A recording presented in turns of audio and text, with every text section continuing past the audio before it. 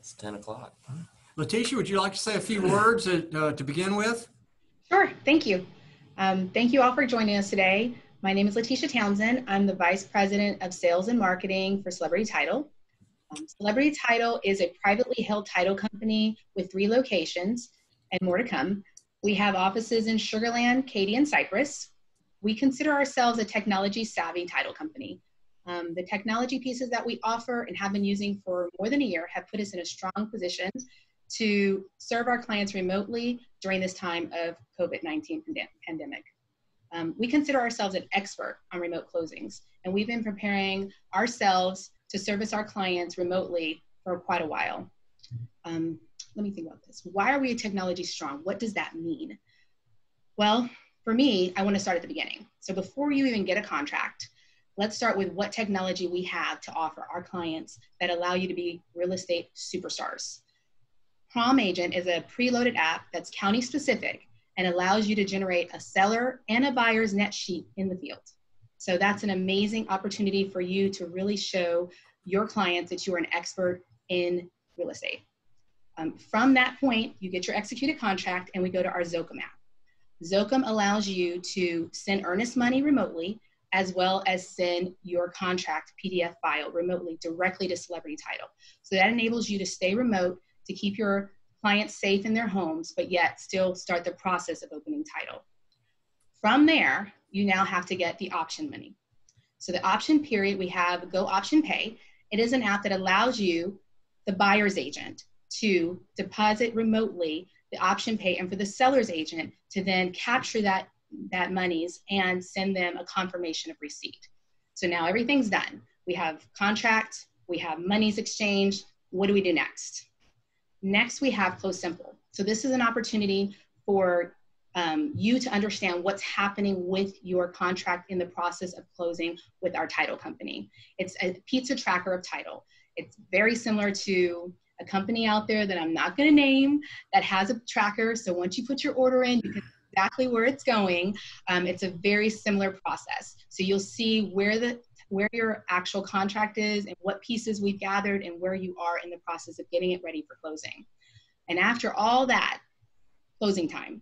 We have 2 notary companies that we work with, electronic closers, eNotary and Notary Cam. They both allow remote closings. Now, I don't know if you're all aware of this, but there has been a recent change where before it was remote online notarization, which is RON. We refer that in the field as RON. There's also now a piece called RIN, which is remote ink notarization. So there were certain pieces that needed to be signed in front of a notary, and that would have to take place in an office somewhere. Now, just in the state of Texas, Greg Abbott has recently suspended that link that's necessary. So it can be done remotely. However, you do need to check with your underwriter. You need to check with your lender. They need to approve it. It's not something that's just automatically happening and approved, but it allows, once again, your clients to stay in the safety of their homes and complete their entire real estate transaction remotely.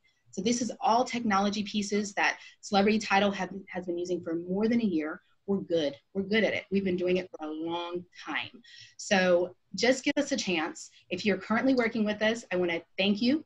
We appreciate your business. We look forward to doing more business with you. And if you've never worked with Celebrity Title, give us a chance to show you like the celebrity feeling. That's it. So back to you. Thank you so much. I'm Bob Bond, and this is Chris Brown. We're attorneys, and the law firm is the Bond and Brown Law Firm. And as estate planning attorneys, we get to work with a lot of disabled and deceased clients, and we know you do too. We get to work with them, or they're the people that represent them. And so this is certainly important in our business, and it's important in your business. So we hope this will be real helpful to you today. So with that, let me give you a little bit of introduction about myself. I'm a native Texan. I grew up in Dallas. I graduated from college in 1968 and promptly got drafted into the United States Army. Although I didn't intend to make the Army a career, I never got out. So I was in for 20 years, and I retired as a Lieutenant Colonel Infantry Regular Army in 1989. But I'd always thought that at some point I'd go back to law school. So the month after I retired from the Army, I started law school in San Antonio. And after 3 years, I came out as a new attorney. And we moved to Houston because I took a job with Arthur Anderson as they hire a few attorney CPAs for their tax department at that time. This was before Arthur Anderson got in trouble with Enron. At that point, they were going strong. And then after a couple of years with Arthur Anderson, I started the law firm. Now, when you start a law firm, you know, you can defend criminals, but I don't like being around criminals very much. Or you can sue people. And I'd already had a little bit of experience with that in the internship programs during law school, and I wasn't enthused about that. And you can go into family law. And family law sounds kind of nice, but as you probably or may know, family law is really about divorces. And divorcing people are unhappy, and they want their attorney to be unhappy with them. And I just found with my personality, it didn't fit very well. So I decided that it would be more constructive to work with people to protect and help their families with estate planning, probate, trust administration. And we also help people qualify for nursing home benefits under Medicaid as part of our business. So we've been doing this for 25 years. And we want the law firm to continue on for another 25 years or more. You know, when I started the business, of course, you want to have a good business and you feel like you're doing good work. But as time's gone by, we and all the people in the law firm feel like this is our calling. And so we want to, when we meet clients and work with clients, we don't consider that a transaction like you. We're hoping that they will see that we've done a good job for them. And we know that as life goes by, they're going to have a need for us again. And so we want to build strong relationships with the people that we work with. And we also work with a lot of folks like you all. And so we want to reinforce your relationship with your clients. So if you give us an opportunity to help your folks, we're going to try to reinforce your relationship. Estate planning is about families. So in my own case, you know, I've been married for almost 51 years. I have a grown daughter and son. We have 7 grandchildren. And estate planning is about protecting our families. And so we're proud to be able to be involved in that. So with that, let me let Chris introduce himself. Thank you, Bob. So I'm attorney Chris Brown. Thank you all for joining today. And a little bit about myself. I'm also a native Texan, born and raised here in Texas. I lived in the West Houston area most of my life. Went to high school down there, and in high school I met my wife, and she's really been the point of continuity through all of my adult life, because we've been dating since we were sophomores in high school. And so really lucky to have found somebody special so quickly in life. Speaking of family, we have a boy who turns 9 years old this month. And the reason I bring all that up first off is because, like Bob said, family is a huge focus for us personally, and we know that's what's important for our clients as well. After high school, I did my undergraduate degree at Texas Christian University up in Fort Worth, Texas. Got a double major in finance and supply chain management. Graduating in 2009, as you know, is a bad time to graduate with a finance degree. So what I ended up doing is working for several years at Lockheed Martin Aeronautics on the F-16 program. And that was a great job, very just cool planes that we were making, and everything was just really interesting. But I did want to get my family closer to the rest of my family here in Houston, and wanted to push myself further by going to law school. So I went to the University of Houston Law Center, focused all of my studies on, as much as possible, on transactional work and estate planning. And after graduating, I began working as an asset manager for a large estate. And that was a great experience, and it really got me familiar with handling these sorts of assets for estates. But what it wasn't personal. And that's why I'm so grateful to have met Bob and become part of the firm, is because, like Bob said, I really do believe that this is my calling, because every day I take such satisfaction and pride in having the ability to use my skills to help others. And we really take a lot of pride in that and take it very seriously. All right, so for today, let's talk about the agenda. So we've broken down the presentation into 4 different parts. The first is just generally talking, what is estate planning and how does it affect you? Secondly, we're going to talk about selling the home of a person who is incapacitated. Then we're going to talk about selling the home of someone who's passed away. And then lastly, we're going to talk about a simple solution to all of these issues that we'll discuss previously. All right, so let's go ahead and get started. Part 1, what is estate planning and why does it affect you? So estate planning, I'm telling you, I could talk all day about estate planning. It means so many different things. And really what you need to remember, I mean, we're going to go through a variety of topics and hopefully develop a base understanding of each of these issues that we're going to talk about. But what you really need to know is that estate planning is important. Just Google the importance of estate planning. And I mean, you'll come up with endless articles that have been written about it. And it really does have an effect, not just on you, but on your clients and on your business. And we'll talk about why that is. So typically when you think about estate planning, the most common thought that pops into people's heads is writing a will. Well, I promise you, it's so much more than that. And so estate planning doesn't just cover death, it also covers incapacity, which is incredibly important because, you know, as modern medicine progresses, people are living longer and longer, and there's more of a likelihood that at the end of life, there's going to be a period of disability. Additionally, we handle, as Bob said, helping families qualify for Medicaid because long-term care can absolutely destroy an entire nest egg at the end of life. And nobody wants to, first of all, nobody wants to go to a nursing home, but certainly nobody wants to go broke in the process of doing it. And so we help families plan for that. And so one of the focuses of estate planning that most attorneys do focus on, and we put a lot of effort towards it, is how are your assets going to be handled when you can't handle those assets yourself? So you're either disabled or you've passed away.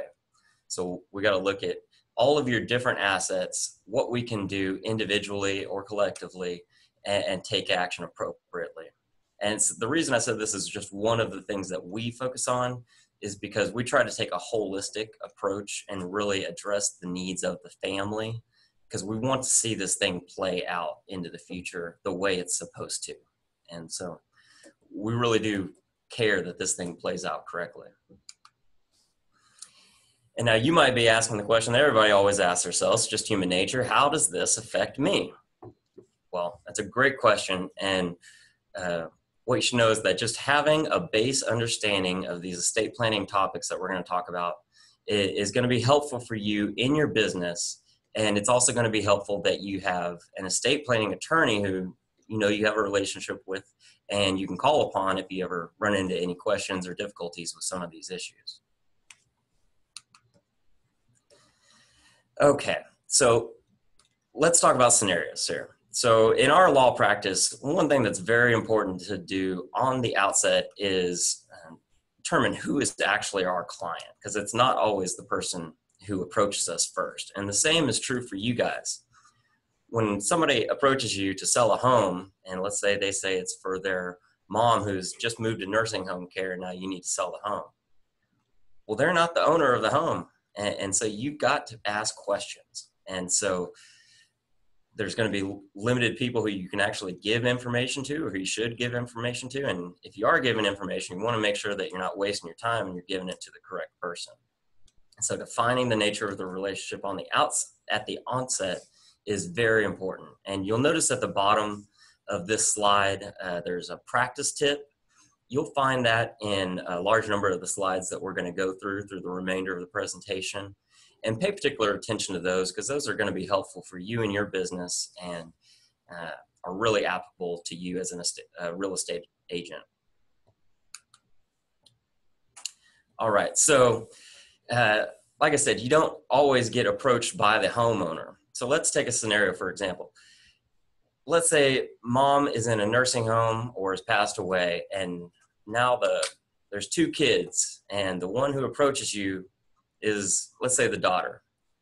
Well, the person who approaches you might not be the person who should be handling the affairs. There might be a reason that that kid reached out to you, and a reason that that kid wasn't given authority to act for either the deceased or disabled homeowner.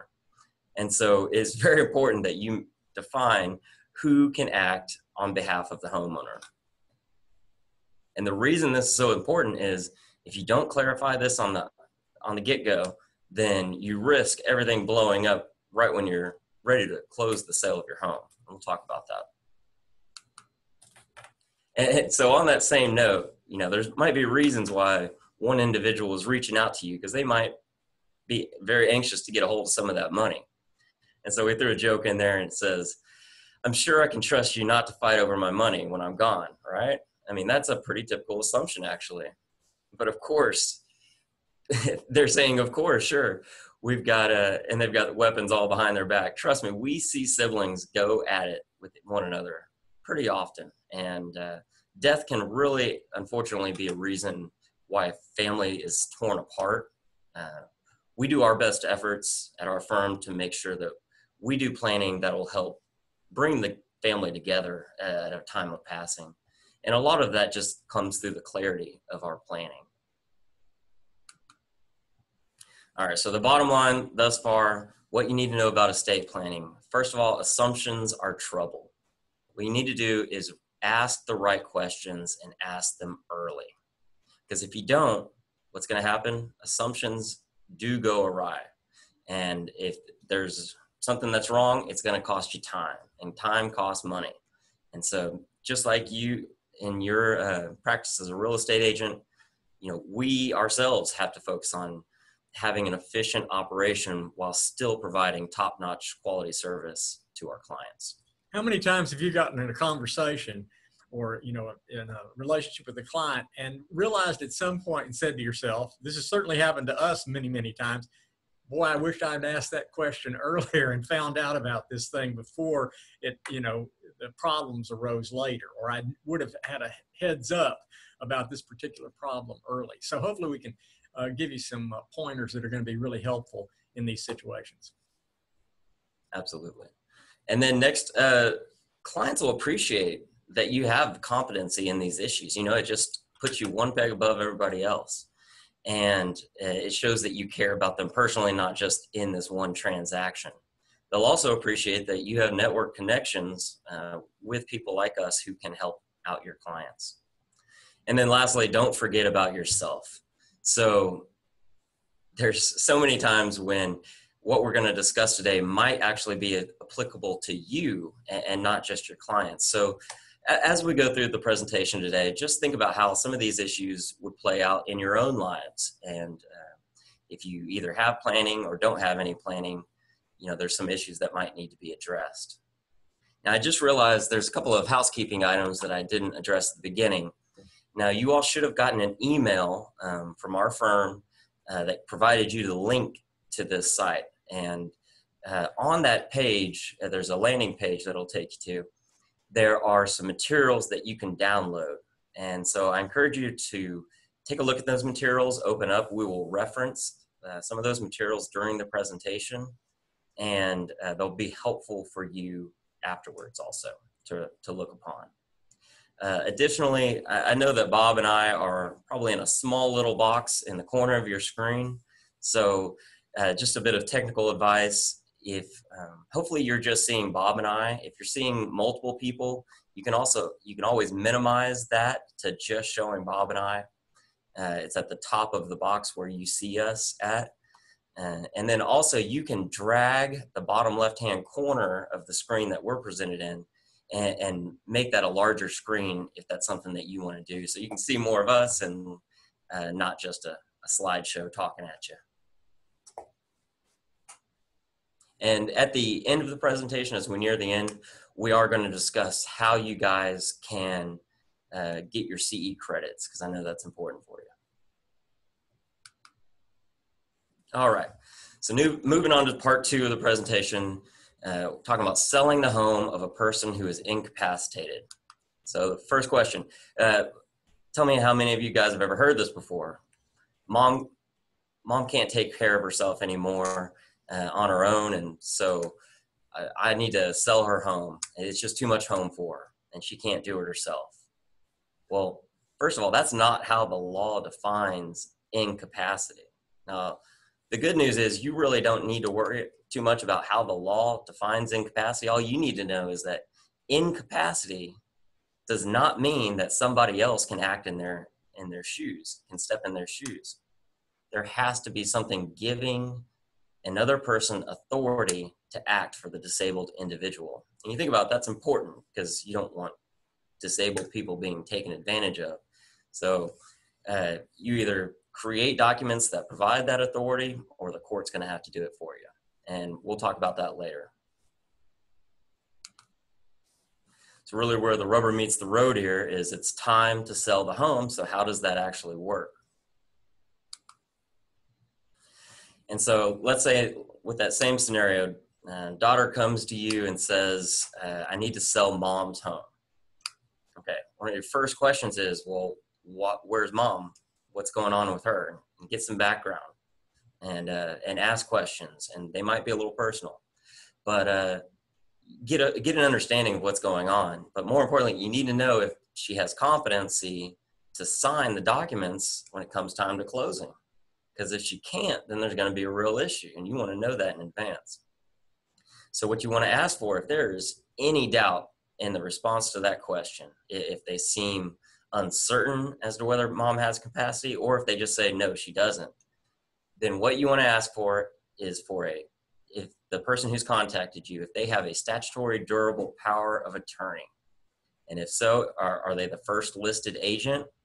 And do they have it in their possession? And if not, can they get the original? Very important questions to ask.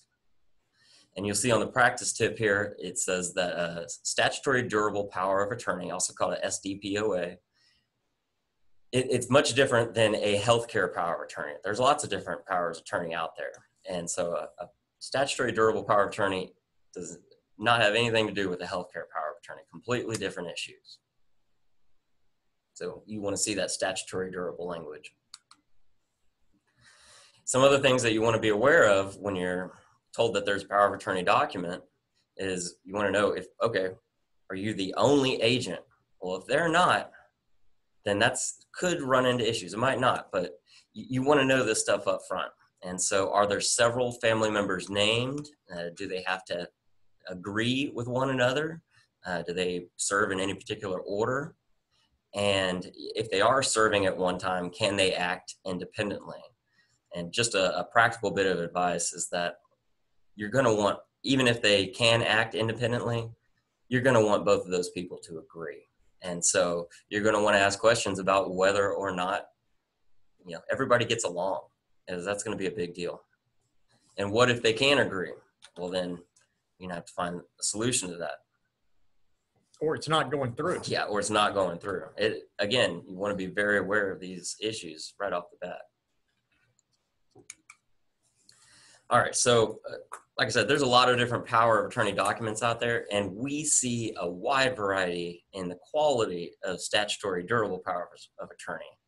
I mean, with a name like statutory durable, you'd think they'd all be the same. Well, they are not. And we get a lot of power of attorney documents in here that are either just not going to work with financial institutions because they weren't effectively executed, or there's something suspicious about it, or more importantly, they're just lacking in what's needed in a good power of attorney document.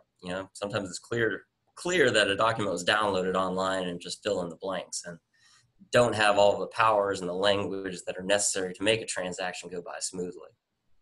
And so you'll see, what you see on your screen here is a screen print from some of the material that we provided for you guys. And what it's from is an example of a good power of attorney document. So you'll notice the first thing you want to see at the very top, the title is it's a statutory durable power of attorney. Now, the statutory means the power of the document is derived from a statute.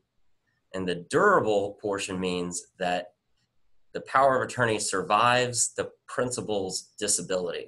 So a normal power of attorney, if it's not durable, as soon as that principal becomes disabled, then the agent can't act for him anymore. So you want a durable power of attorney. The next things you want to look for, okay, it's a statutory durable power of attorney. Well, what powers does it provide, and how specifically does it provide them? So you want to look to see if it provides for the power to transact real estate. And even if it does, then still be very careful. So what you want to look for is, well, you might run into some power of attorney documents that look all encompassing. It'll just say, all it'll say is, my agent is to have every power that I have. And that sounds great, right? I mean, how could you go wrong with that? That is wrong. That is wrong. And so title attorneys and financial institutions, they're looking for more specificity than that blanket general statement. It simply won't work. And so this is another screen print from that same power of attorney document that we provided you. And it's a listing. It says, I grant my designated agent the power to act in any lawful way with respect to all of the following powers. And the first one is real property transactions. Okay, so that's a good start. But you'll notice that it's not very descriptive still, right? Well, if you look at the very bottom, it says these powers are more fully described in the Texas Estate Code section 752.101 to 752.1145.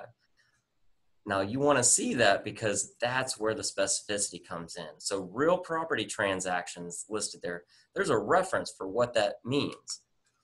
And so if you look in the code, what you'll see is that this is just a little portion, screen print of what's actually written about what it means to have the power to transact real property. There's about 2.5 pages of this language. So it's very specific, and that's what the institutions want to see. Now, a power of attorney is, if you haven't gotten the impression already, this is a disability document. And so this is something that if you can't act, somebody else will act in your place if you're still alive. So a title company will accept powers of attorney documents. However, it's not the best way of disability planning. We'll talk about that later on. And the reason for that is title attorneys and financial institutions may look at a power of attorney with some skepticism, and they've got reason for that. It's experience. Experience has told them that, hey, fraud happens with power of attorney documents, and it's easy to see why. If somebody else can control all of your assets and they have nefarious plans, well, that's the kind of document they're going to want to execute. So there's a lot of issues that can go on, but there is a better way, and we'll talk about that. They're sometimes called licenses to steal. So. And so, first of all, you want to make sure the title company is not going to accept it if it's not properly notarized. An additional big one is that it has to be the original. It can't be a copy. A lot of times let's say it's children who have the power of attorney document, but they only have a copy of it. We got to tell them, hey, you got to go through mom and dad's stuff and you got to find that original. And it's very important that it's the original. It has to be the original. Or it would have already had to been filed. And then you'd see the stamp on the copy. So if you see that stamp, so you know it's already filed in the county where the transaction is going to be, you're good to go. The problem is usually when powers of attorney are done, they're not necessarily filed at the beginning because for other purposes, they don't need to be filed.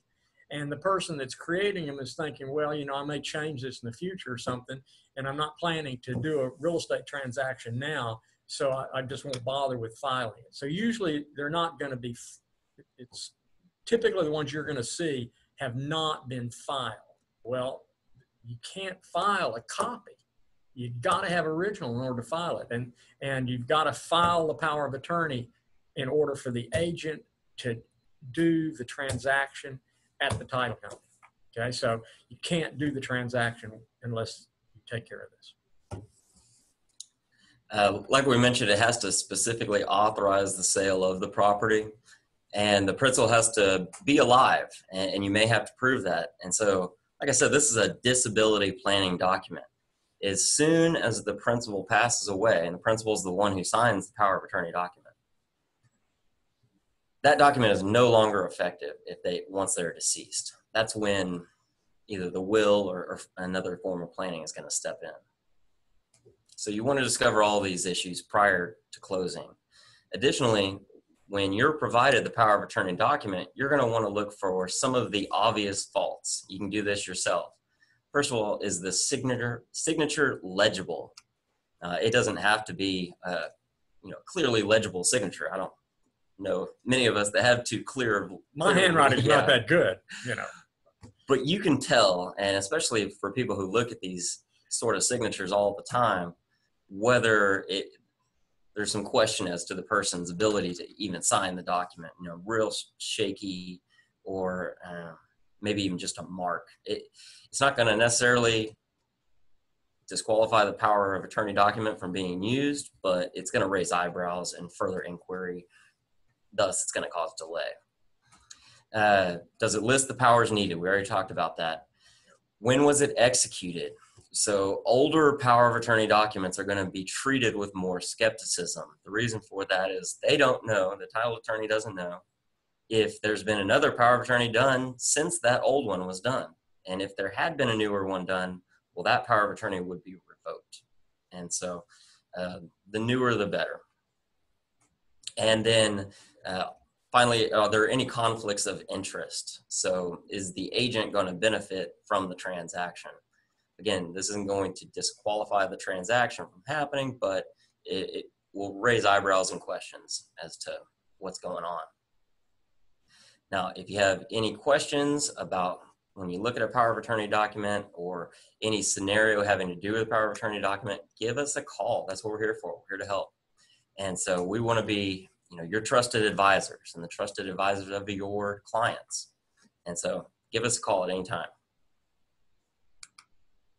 All right, Bob, would you mind running us through a few scenarios? Sounds good. So we meet with a lady, and she wants to use her mother's power of attorney at the closing. And she also mentions that her mother passed away last week. Is this a problem?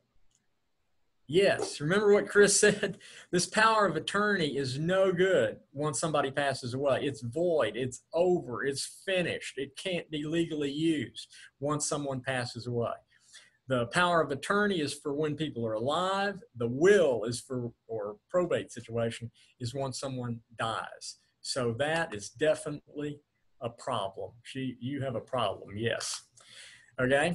How about this? The prospect shows you the power of attorney that she's planning to use to sell mom's home and asks your advice.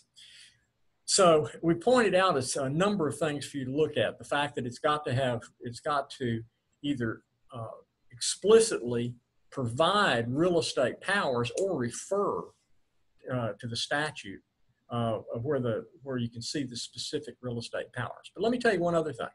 Remember this little word durable we keep talking about? It means that that even if I'm disabled, this power of attorney continues in force. And so there's a sentence in these powers of attorney somewhere in that document, and it says, if I become disabled, this continues to be in force, or it says that it becomes effective when I'm disabled.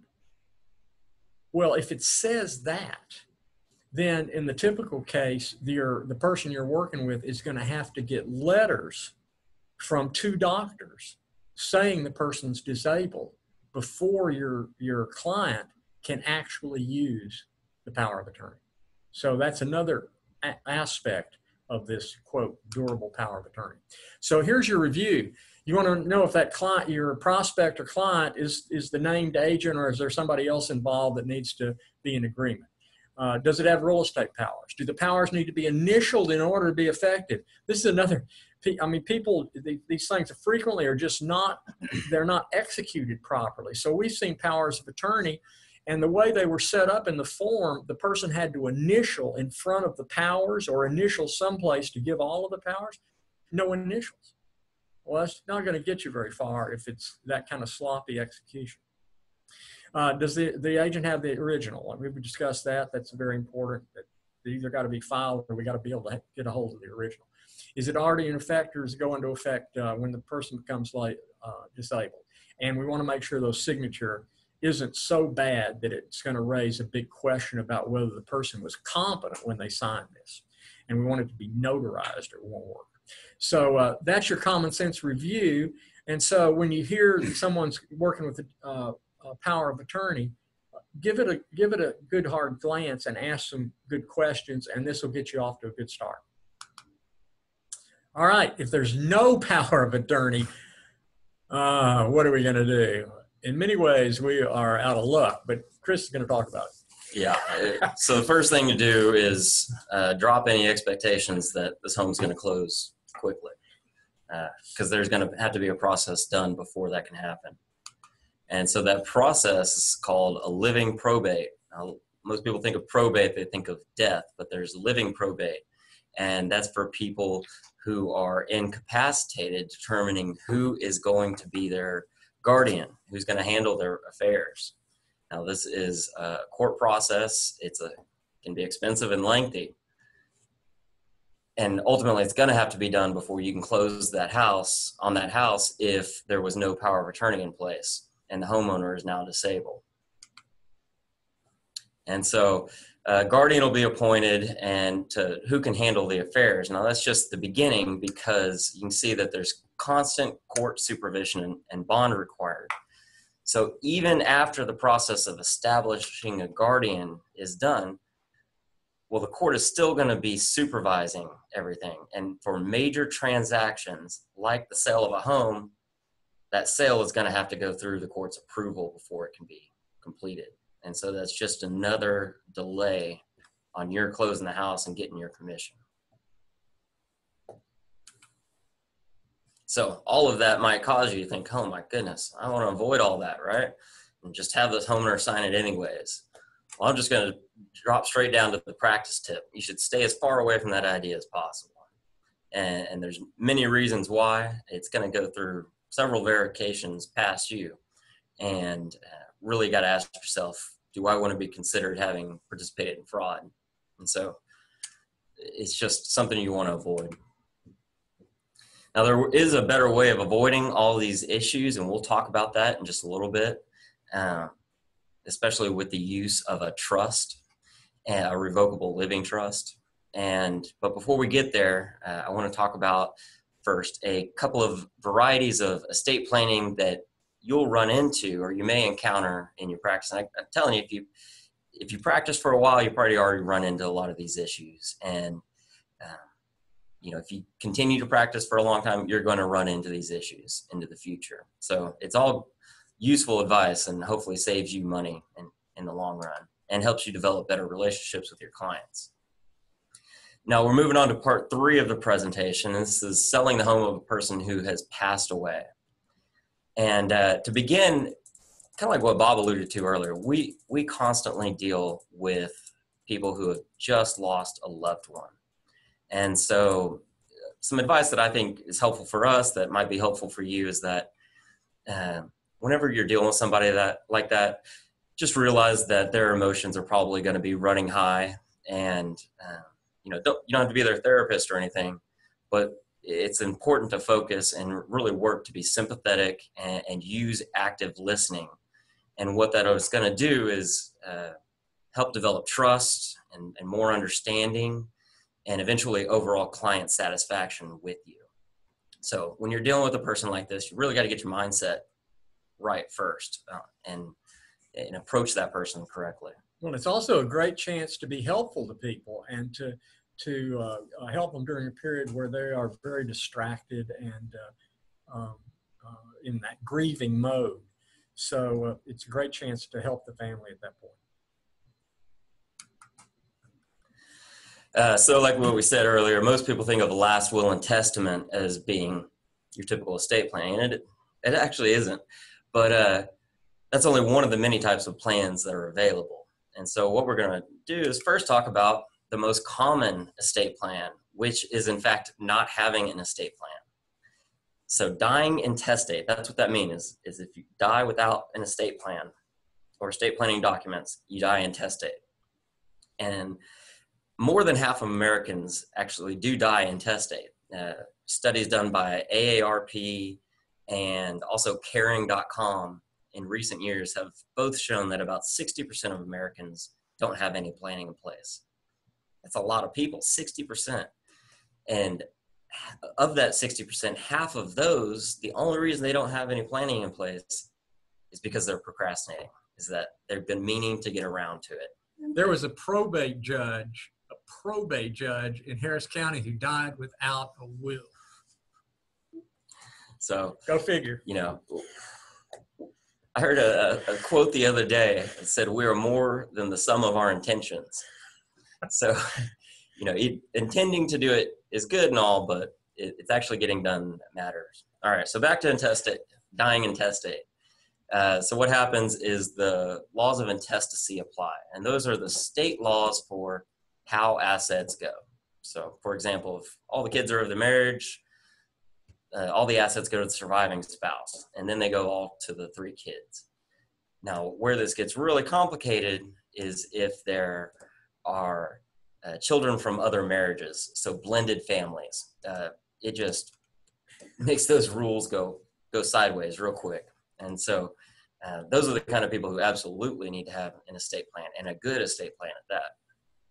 And basically, a probate is likely going to be required. We'll talk about probate more, and really what's involved with that. But if you die intestate and you have probate assets, there's going to be a probate, and it's going to be an expensive probate because there's no will.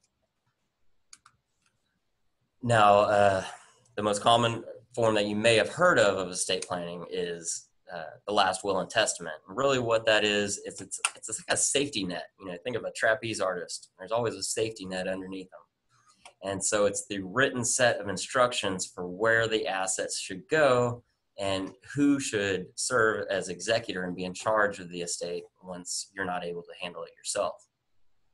Now, a will guarantees that you're going to a probate as long as there's probate assets. So again, a will does not prevent a probate. Now, a lot of people are confused about that. They think, hey, I've got a valid will, so all I got to do is take that thing to the bank, and the bank's going to change everything into my name, or take it to the title attorney, and the title attorney is going to be able to allow me to transact on the house. It's not true. It's got to go through a probate, and then the judge is going to have to give the executor, hopefully the person who you're dealing with, going to have to give them what's called letters testamentary. And we'll talk again more about probate in just a bit. But one more thing about a will is that, remember, a power of attorney document is a disability planning. It stops working when the person becomes deceased. Well, a will is just the opposite. A will has no effect until a person becomes deceased. And then still, it really has no effectiveness until the probate judge provides those letters testamentary. Really gives some stamp of approval. And so the practice tip here is an important one, is that if there is a will and you're dealing with a disabled or someone who has passed away, so you're dealing with kids of the surviving spouse, you want to get started on a probate early because it's a lengthy process. Now, the next option is a trust, and more specifically what we're referring to is a revocable living trust, and we'll explain that more in just a bit. But it's like a will, but far more comprehensive. You'll notice if you ever see one of our trust documents, I mean, it's a thick binder. And so the reason for that is it handles all sorts of contingencies, not just death, but also with disability. One of the great things about using a revocable living trust is that it avoids a probate. So it avoids going to court altogether. And because of that, it'll be much easier for you as a real estate agent to navigate when your clients have a trust. You're not going to be held up by that process. And for that reason, that's one reason why it's a great reason to suggest that if you help an older couple buy a home, well, you might want to suggest that they create a trust and title that home in the name of their trust. And the reason for that is your expectation when you help them buy that home is that when they get ready to sell it, you're the person that they're going to reach out to. And so you can prepare in advance knowing that there's a likelihood that something's going to happen to one of the homeowners if they're older in age. Well, when they go to sell that home, if it's in a trust, there's already going to be a list of successor trustees that can handle the sale of the home, and you're not going to run into all these big delays that we've been talking about.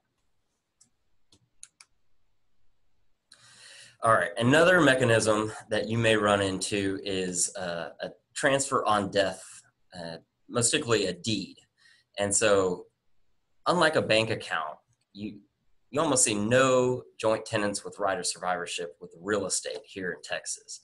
So when one owner passes away, husband and spouse, this community property state, husband owns half, wife owns half.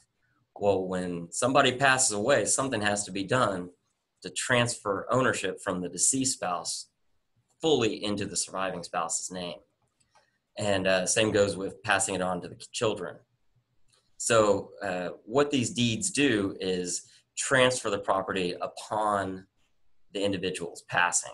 And so there's a transfer on death deed and also a revocable general warranty deed, which is more commonly referred to as a ladybird deed. And these can be great instruments, and we use them a lot, especially for Medicaid planning and other special circumstances.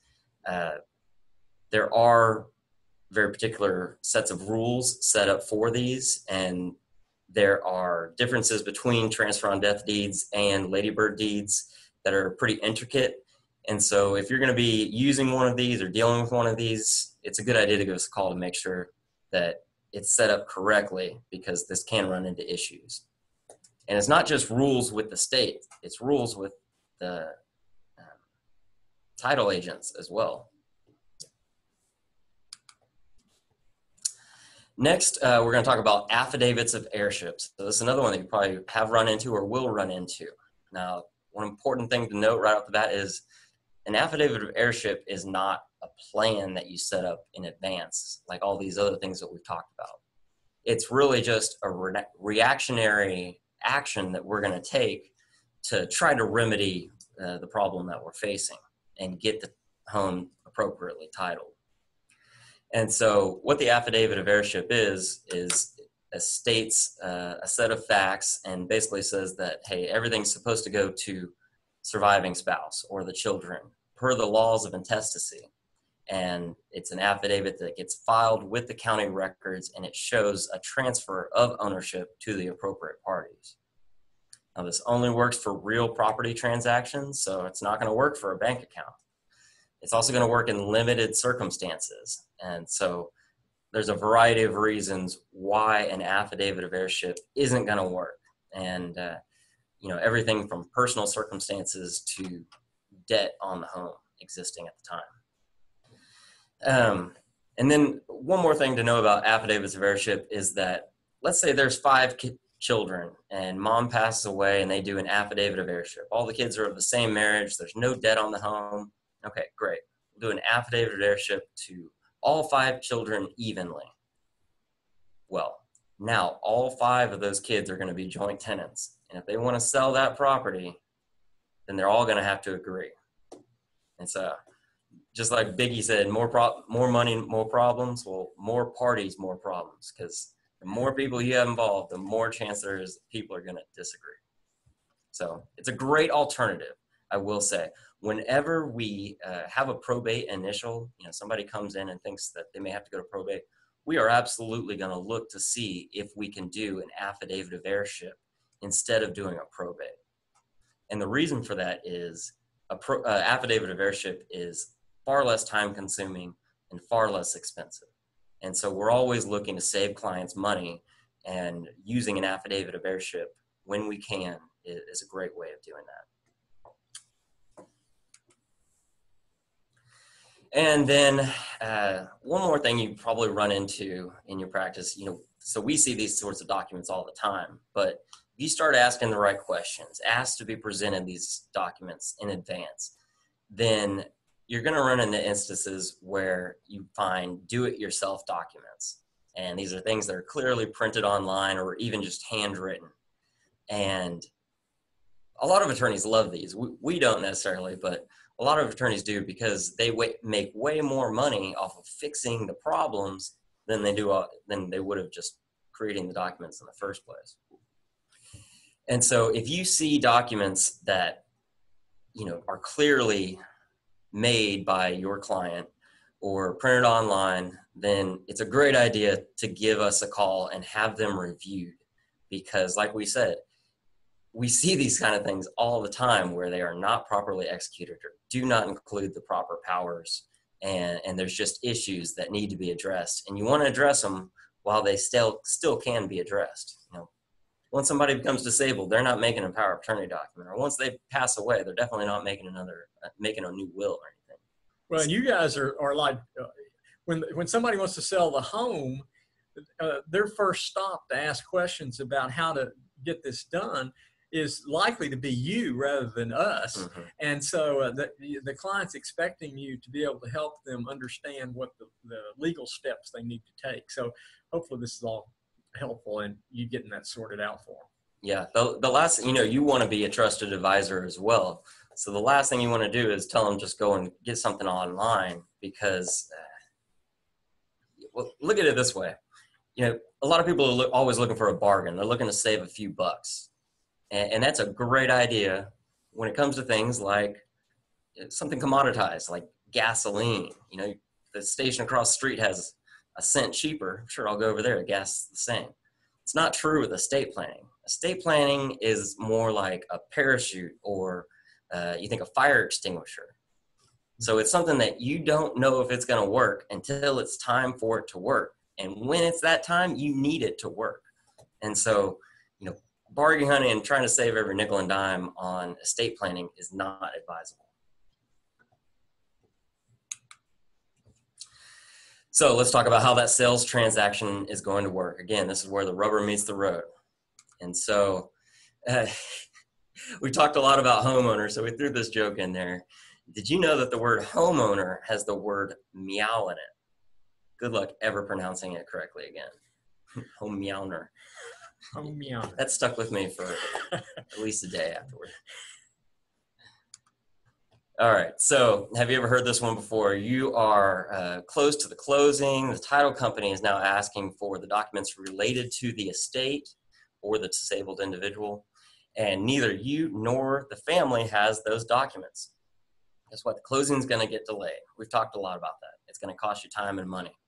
So you want to ask for the documents right out of the gate. And if they have passed away, and let's say they have a will, well, likely, or no planning at all, almost certainly there's going to be a probate. And so we talked about with a will, even if there's a will, there's still going to need to be a probate. A judge is going to have to provide letters testamentary. Now that will, like I said, is a safety net because it's providing instructions for who is going to serve. It's you getting to choose, or your client's getting to choose who's going to serve as executor. You get to choose who the assets go to, and you get to choose other different provisions as well. But it's the judge that's going to have to prove it through a probate. Additionally, if there was no will at all, it's still going to have to go, it's absolutely going to have to go through probate if there's probate assets out there. Costs more and takes longer. Costs more and takes longer.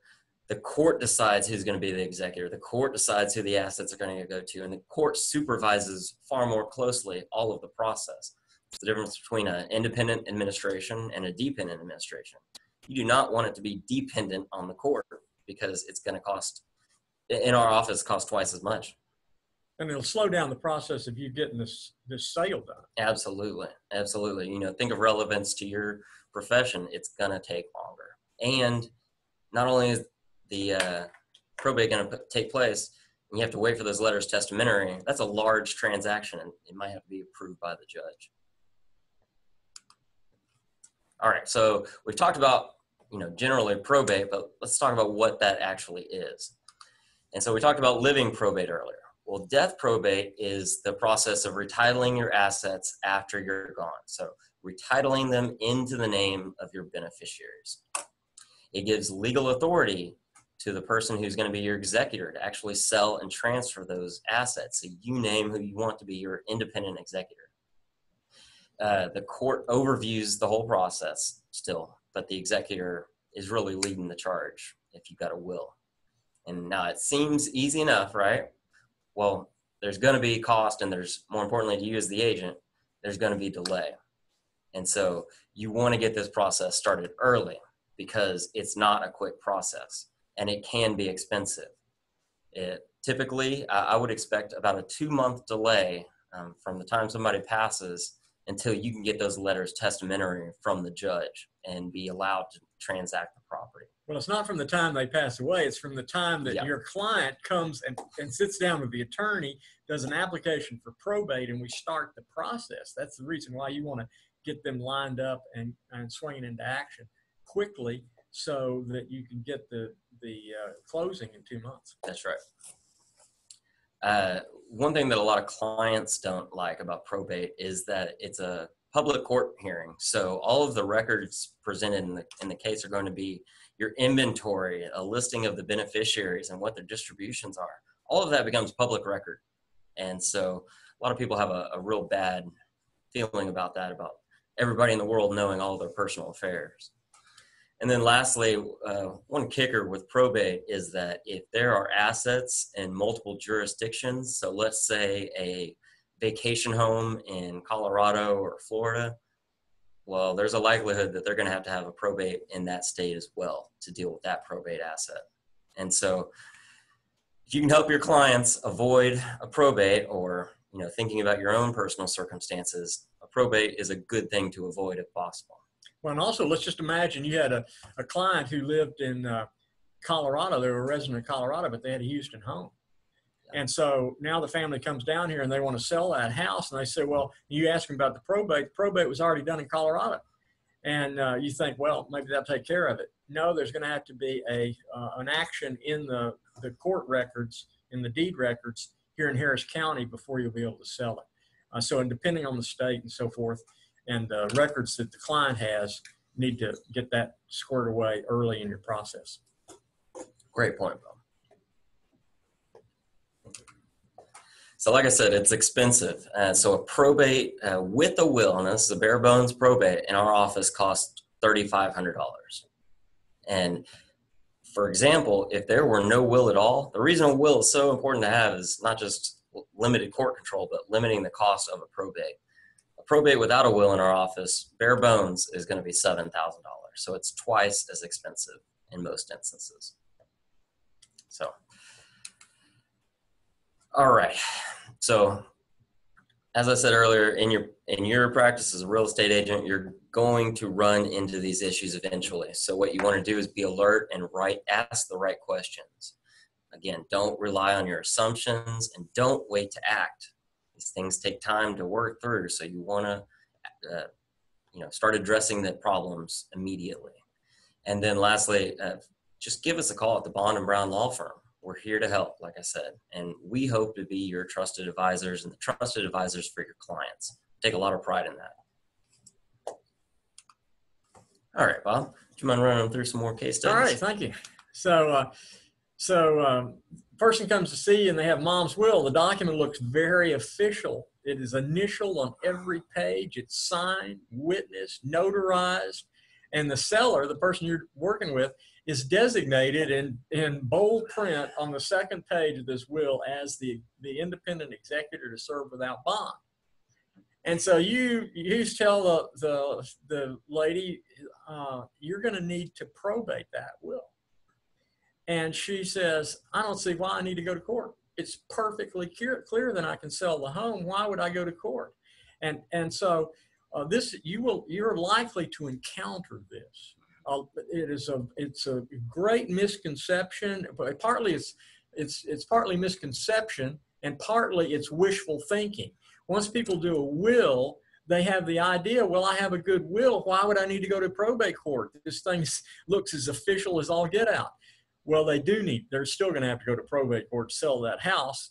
And so what you want to do is you want them to go talk to the attorney that did that. Tell them they need to go talk to their attorney, make sure that that's the case. He'll square them away if they weren't convinced by you.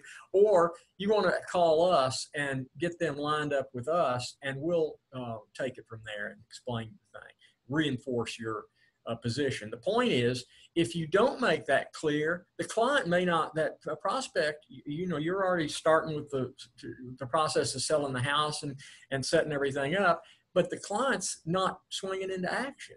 And so this just means it's going to postpone that 6 or 8 weeks until we're going to get the letters testamentary.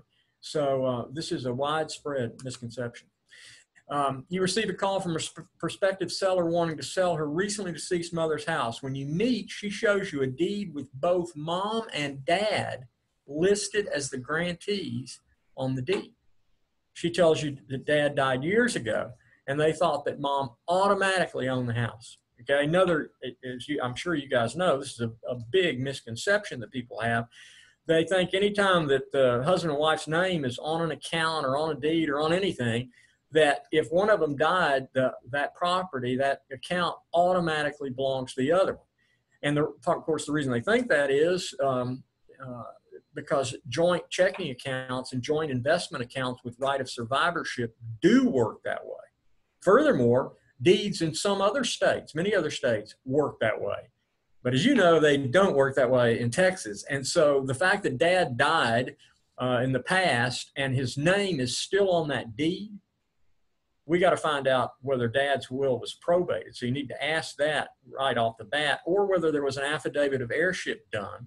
We need to find out that. And if neither of those things were done, then something is going to have to be done in order to clear title from deceased dad to mom to the kids in order to sell that property. Okay, so it's just an additional complication if they didn't probate the will or do anything when the first spouse died. This is extremely common. Okay, so when someone passes away, if they don't have a trust, if they don't have a ladybird deed or a transfer on death deed, then there's going to be a probate or an affidavit of heirship needed. And so at that point, when you have questions or your client needs direction, great time to call us and get that direction. Okay, how do you know how a transfer on death deed, how they work? So here's a little bit of a checklist for using with ladybird deeds. When you look at this ladybird deed, remember a ladybird deed is a life estate deed where mom, so let's say mom has passed away. Mom created the ladybird deed. She kept a life estate. And then at her death, it goes to whoever's named as the grantee, typically all of the children, for example. Okay, so the difference between a life estate deed and a ladybird deed or a transfer on death deed is that the grantor can change their mind. That's what the big difference is.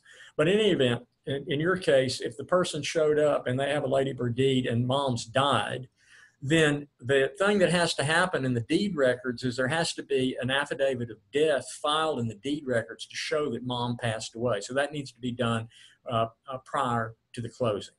The other issue that you should be have in your mind is if mom had 3 children or 2 children and only one child's name is named as the grantee, this is going to raise a question with the title company when you try to do the sale.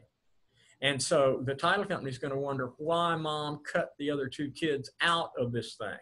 And they may there's a good probability that they're going to want the other 2 kids, in my example, if there were 3 children, the other 2 kids to quit claim the deed. In other words, be involved in that transaction and agree to it, all going to this one kid. And so you've really got a problem. You've got a big additional wrinkle in getting this transaction to go through. Okay. All righty. Tax issues. Let me talk just for a second about tax issues to kind of refresh your memory about this. If you sell a disabled person's home, well, they're going to be eligible for if it's a single person, for the $250,000 exemption from capital gain. If it was a married couple, then you've got a $500,000 exemption from capital gain. So for most property, there's not going to be a tax problem if it's their home. On the other hand, if the property that's being sold is not their domicile, and and the disabled mom, the children are trying to sell the disabled person's home, then there's going to be capital gain based on what mom paid for it versus what it's selling for now. So you want to make the family aware of that and kind of gauge the magnitude of that tax hit when they sell property that's not a domicile. Now, this also brings into immediate question, maybe they shouldn't be selling it yet. Maybe it would be better if mom or dad died with it and it was sold after they pass away. Why is that? The reason is there's something called a step up in basis. And what this means is that when someone passes away, all the property that's in their estate gets a new basis. And so if the property was sold after that, the basis is the value at the date of death. Well, if they sell it pretty soon after the person passes away, there's not going to be any capital gain. In other words, a step up permanently erases this unrealized capital gain in real estate, stocks, whatever we're talking about. So sometimes it's a big advantage to die with it. You know, there's not too many advantages to dying, but one of them is that your family or your spouse will get the step up and it'll erase capital gain. Also, many times elderly people talk about, well, you know, I'm getting to where I'm going to move to assisted living. Maybe I should go ahead and give my home away right now, or give my property away right now. Well, if they give low basis, if they give the home to their kids, the kids will get mom's basis, whatever she paid for it in the past. So the kids are going to get the home with this embedded capital gain still in it. So this is definitely a disadvantage to making gifts of highly appreciated or appreciated property. When if mom died with it, it would step up. The other thing to know about is that when people make transfers late in life like this and later want Medicaid, that the transfers of real estate to children or any kind of gifting to children will create a penalty and may prevent qualification for Medicaid benefits. So it's a big potential complication. If you or your clients had questions about this, call us. We deal with this all the time. Okay? All righty. Chris. All right. Now, as promised, we're going to run through a simple solution to a lot of the issues that we've faced thus far. 11:07, so we're making good time. All right. So the solution is a trust. And as I said earlier, we're more typically talking about a revocable living trust. And so the easiest way to think of a trust is it's like a box. It's really a contract that you're setting up with yourselves and with your trustees. And so the box is going to hold all of your assets, all of your clients' assets. And the trust also has the set of instructions for who can manage those assets. So who's going to be your trustee? Where do the assets go? Who's going to be the beneficiary? And also provide lots of rewards and restrictions and ways of really helping protect the beneficiary and future beneficiaries. And we'll talk about that further. Yeah, and for the property in it, it is a complete substitute for a will. Mm-hmm. And it's also a complete substitute for the power of attorney problem. So it's a powerful way of dealing with this that potentially a great simplification for the client, the family, and for you if you're trying to sell real estate. That's right. And as far as disability planning goes, we talked about how power of attorneys can be treated with skepticism. Well, there's not too much more solid than having a trustee for disability planning. I mean, that's the gold standard. That's the gold standard. There you go. And now a treasure chest is cool, right? I'd love to have a treasure chest, but I'd much rather have a treasure chest that's actually filled with treasure. And so that's what funding the trust is. Now, a trust is a legal document, it's a legal agreement, and it only has power over assets that are actually titled in the name of the trust. So on the deed for the home, and this is something that we include with our trust package, we do one deed for the home, and the grantee is going to be the revocable living trust. And we're going to transfer a lot of other assets over there, everything pretty much minus the IRA and retirement savings accounts. And this is also a place where a lot of trust-based planning goes wrong. It's because assets are either never funded in the first place. You know, let's say you download a trust online, fantastic, good for you, but there's no help with funding, and that's the most critical part. And so we take a lot of pride in that, because if it's not properly funded, it won't work right. Now, this is just educational, so there's 3 positions in a trust, and this is important to remember, though. There's the trustor. That's the person who creates the trust and transfers their own assets into it. There's the trustee. Essentially, that's the person with the checkbook. That's who's got control. And then there's the beneficiary, and of course, that's the person that benefits. And so there's going to be successor trustees and successor beneficiaries.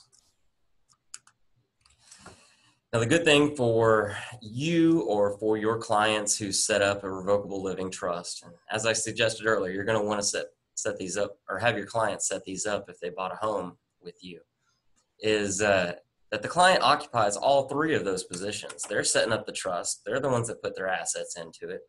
They're going to be the trustees. They're going to have full control over it. And they're going to be the beneficiaries during their lifetimes. So it's business as usual. And so the client can still use all of their assets. They can change the trust as they see fit. They can completely revoke it if that's what they want to do. But the trust becomes irrevocable after the client passes away. And that's important. And it has its benefits. So during their lifetimes, though, the client can still buy, sell, and refinance the property.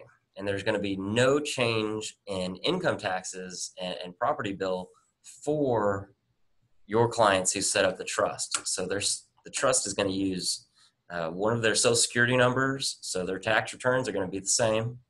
And then it's not going to affect their homestead either, because we have language in there that'll prevent that from happening.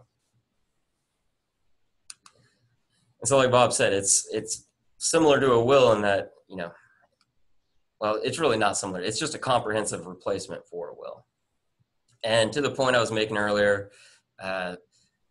when your clients set up a trust and put the home that you helped them buy into the name of the trust, there's going to be a listing of successor trustees. There's going to be a listing of who's going to be in control if the trustor becomes, or the beneficiary becomes disabled or passes away. And so having that already all spelled out and not having to go to the probate process is going to be a huge help for you getting that home sold later on.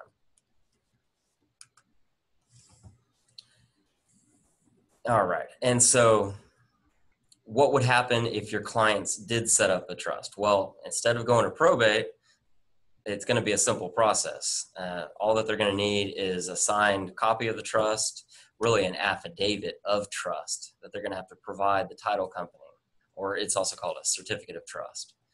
And the successor trustee will be able to sign the deed and transfer over ownership of the home. Now, you'll have to wait for the death certificate. So right now that's taking a little longer than usual with COVID, but typically it's about 2 weeks. And either way, it's going to make the transaction go through much more smoothly. The other benefits of not being involved in the court system is that, again, this is a great method of disability planning. And so there's not going to be a living probate. There's also not going to be a death probate. As long as all those assets are controlled by the trust, so they're in the name of the trust.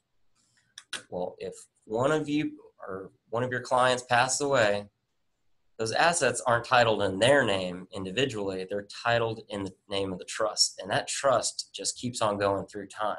And so that's how we avoid having to go through a probate process. And so the home can be sold almost immediately without delay. And that can save not just you the wasted time of having to wait for that probate to happen, but it'll save your clients time and money, and they will appreciate that, you help get them set up with something that really helps them out down the road. And I'll tell you what, dealing with all these issues, it sounds bad when we're reading it through these slides, some of the issues that you can run into and the delays and processes that have to take place. All of that is amplified when somebody's passed away and you're in the middle of the grieving process. And so we always recommend get as much planning put in place now so it doesn't have to be addressed and dealt with when you're in that crisis mode. All right, we're going to run through a pop quiz real quick. We got 15 minutes, so let's see who's been paying attention, all right? All right, Bob, you want to? Yeah, so what are the three positions in a trust? It's the grantor, it's the trustee, and it's the beneficiary. The grantor creates the trust, or grantors. The trustee has the checkbook and manages everything and distributes to the beneficiary, and the beneficiary receives the benefit. And in the revocable trust, the individual setting it up or the couple setting it up are in all the positions. There's no strangers there. They control everything. And the term grantor and trustor are used interchangeably. Yeah. If the client has a trust, can the trust be changed while the client's still living? Yes, amendable and revocable. Can anyone change the terms of the client's trust after he or she is deceased? Okay, at that point, the trust becomes irrevocable, or can become irrevocable. And somebody asked a question about this. It probably deserves a bit more explanation, but just to give you flavor of it, that the parents can set up irrevocable trusts for their kids, but the kids can still have essentially full control. The advantage to the kids is that it provides divorce protection and asset protection from lawsuit type creditors. And the kids could not do this for themselves. So that's an advantage of someone passing away and creating an irrevocable trust for their children. Okay, when a client with the trust dies, why is probate? When a client with the trust dies, why is probate unnecessary? So here you've got this trust document, and for some reason you don't have to go to court. Where if you've got this will, you have to go to court. And the heart of the matter is, if the trust owns the property, then the trust controls, and that's why you don't have to go to court. When a client with the trust, how soon after a client dies can his or her successor trustee sell the client's home? 2 weeks. They got to have a death certificate, so it's going to take about 2 weeks, as opposed to minimum time 6 to 8 weeks to get the letters testamentary once the person goes and talks to a lawyer and gets it going. Are there any other benefits to a trust? There's a lot of benefits in peace of mind, in handling disability. We could go on and on. Yeah. And we'll go through some of those benefits here. So thank you, Bob, for that. There are numerous other protections provided by having trust-based planning. And Bob alluded to this with when you set up trust for, let's say, once both trustors pass away. So husband and wife set up a trust, they put their assets into it. Once they've both passed away, the assets go to the kids.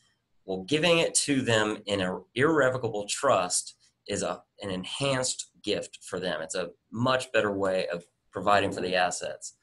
But let's say for the surviving spouse. So there's a big fear, really for couples of all ages.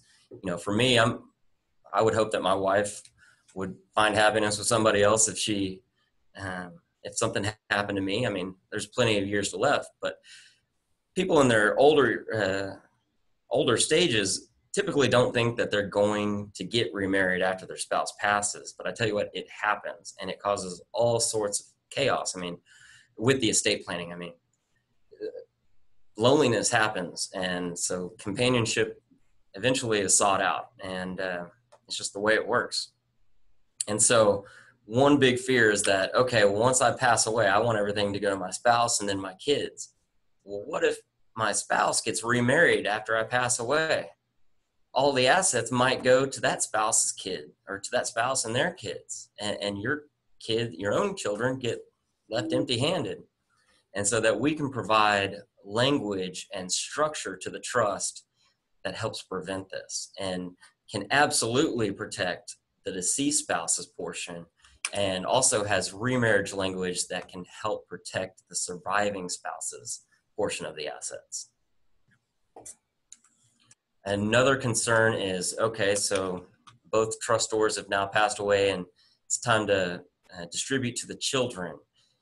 Well, if that money gets distributed outright, then if they get a divorce, if that kid ends up getting a divorce, let's say it's, 5 years after both parents pass away, there's a divorce. Well, there's a good chance that the divorcing spouse, who is not their son or daughter, is going to walk away with a portion of that money. I mean, it's just hard to prevent. The no good son-in-law. Yeah, the no good son-in-law. They might not have liked that son-in-law or daughter-in-law in the first place anyway.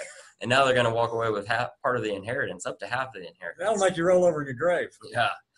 And so we provide protections by putting the inheritance in an irrevocable trust for the kids. Now, Bob said the term irrevocable really scares a lot of people because they're afraid that it won't be changed and they're stuck. Well, the language in the trust is irrevocable. It's fixed.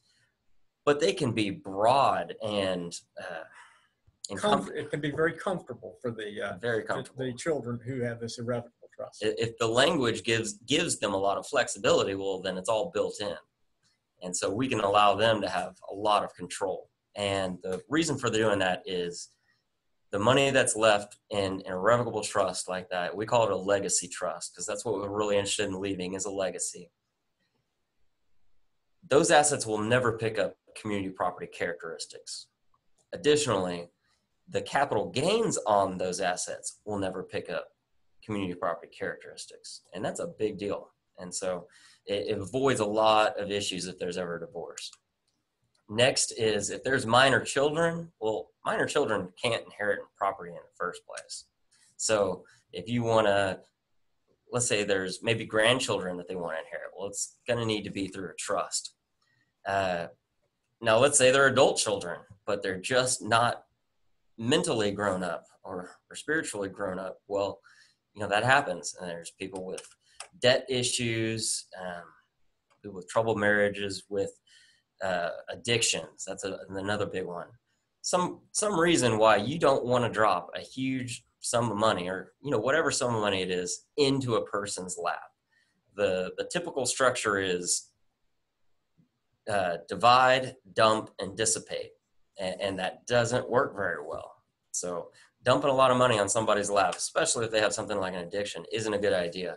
And so you're going to want to have that put into a trust so that the distributions can be controlled by a trustee and you can space them out over time and provide incentives or restrictions.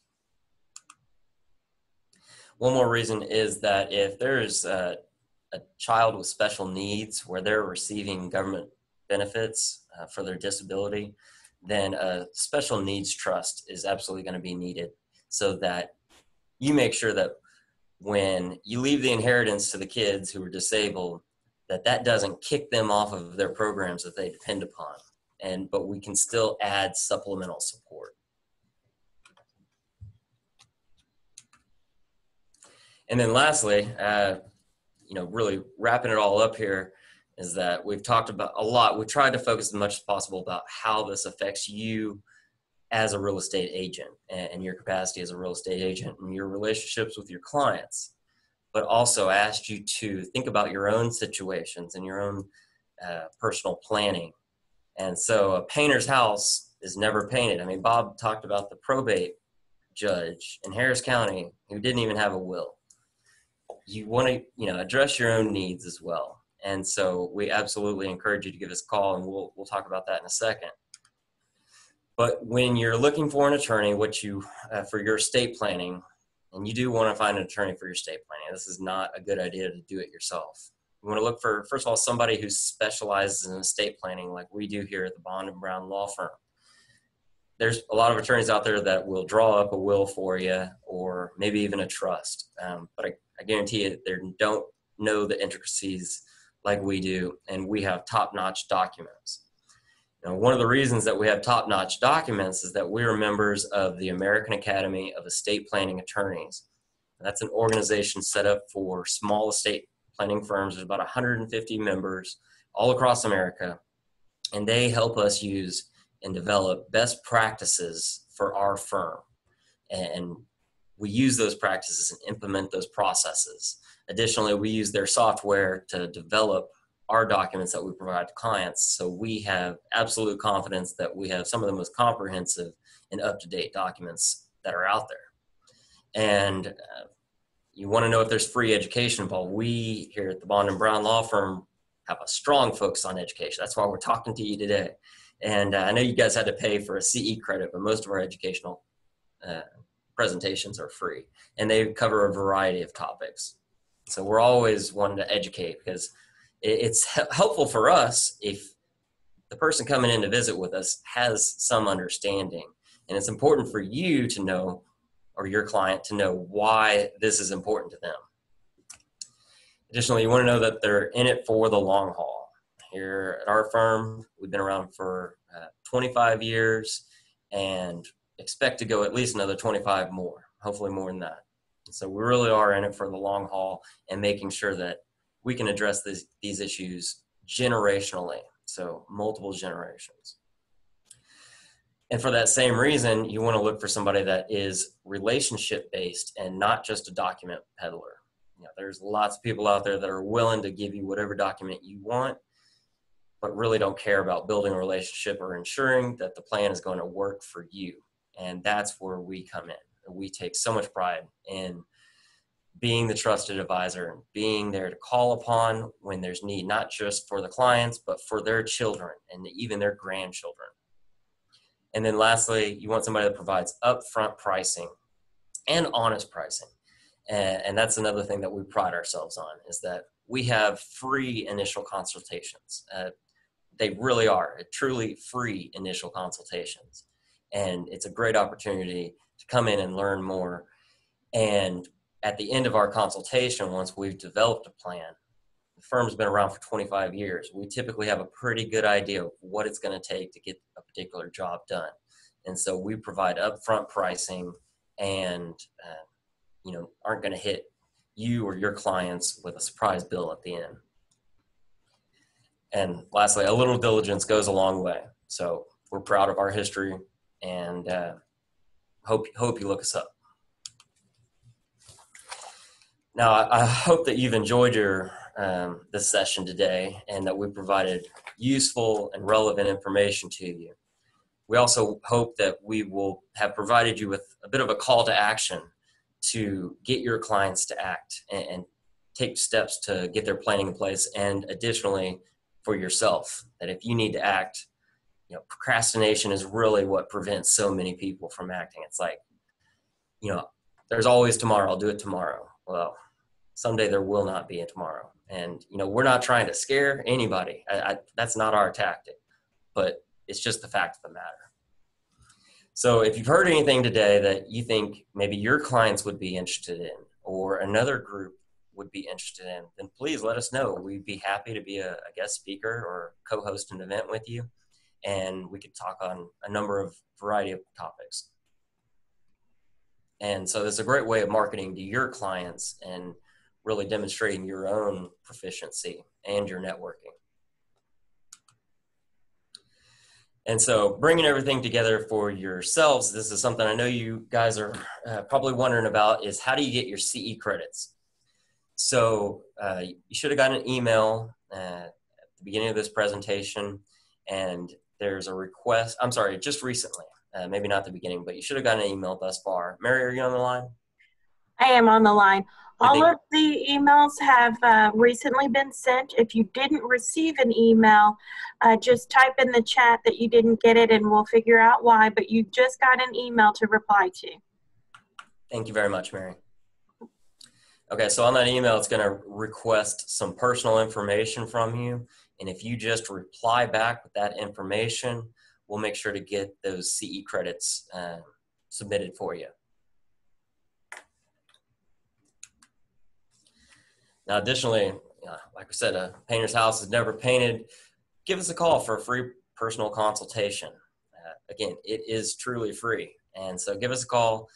We do book quickly. So if you feel like you might need an appointment in the future, give us a call. If you feel like you need one sooner than that, give us a call. Either way, give us a call. We're here to help.